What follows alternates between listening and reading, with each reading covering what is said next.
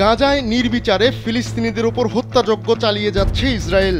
গেল সপ্তাহে ত্রাণ আসার একমাত্র পথ রাফা সীমান্তের ফিলিস্তিন অংশের নিয়ন্ত্রণ নেয় তারা। এবার খবর বেরিয়েছে রাফা সীমান্তে প্রতিনিধি পাঠাতে ফিলিস্তিনি কর্তৃপক্ষকে প্রস্তাব দিয়েছে ইসরায়েল। নাম প্রকাশে অনিচ্ছুক 3 দেশের কর্মকর্তাদের বরাতে এমন খবর ছেপেছে মার্কিন সংবাদ মাধ্যম অ্যাক্সিওস। ফিলিস্তিনি কর্তৃপক্ষের সঙ্গে ইসরায়েলি সরকারের গোপন আঁতাতের অভিযোগ অনেক পুরনো। গেল অক্টোবরে গাজায় ইসরায়েলি হামলা শুরুর পর সেই অভিযোগের পালে নতুন করে হাওয়া লেগেছে। ইসরায়েল দীর্ঘদিন ধরেই চায় গাজায় ফিলিস্তিনি কর্তৃপক্ষের কর্তৃত্ব থাকুক, কিন্তু হামাসের কারণে তেল আবিবের সেই খায়েশ পূরণই হচ্ছে না।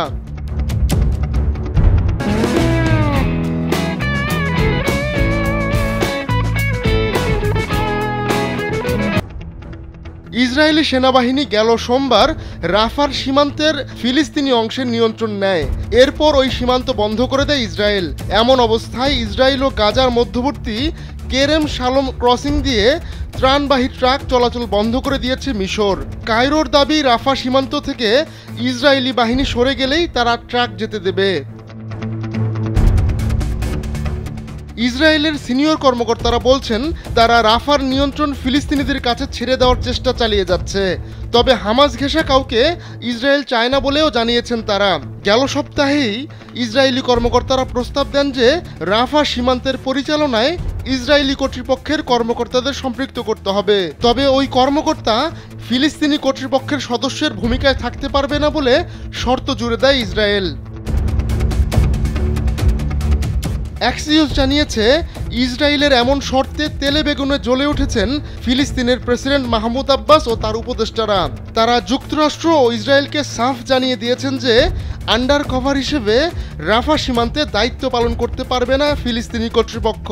উল্টো 10 দিন ধরে আটকে রাখা ফিলিস্তিনের রাজস্ব ছেড়ে দিতে ইসরায়েলের প্রতি আহ্বান জানিয়েছেন আব্বাস। রাজস্বের ওই অর্থের উপর ফিলিস্তিনি কর্তৃপক্ষের বাজেট নির্ভর করে। ইসরায়েলি কর্মকর্তাদের গ্রেপ্তারে আন্তর্জাতিক অপরাধ আদালতের দ্বারস্থ হওয়ার পর আব্বাস সরকারকে চাপে রাখতে এমন পদক্ষেপ নিয়েছে তেল আবিব।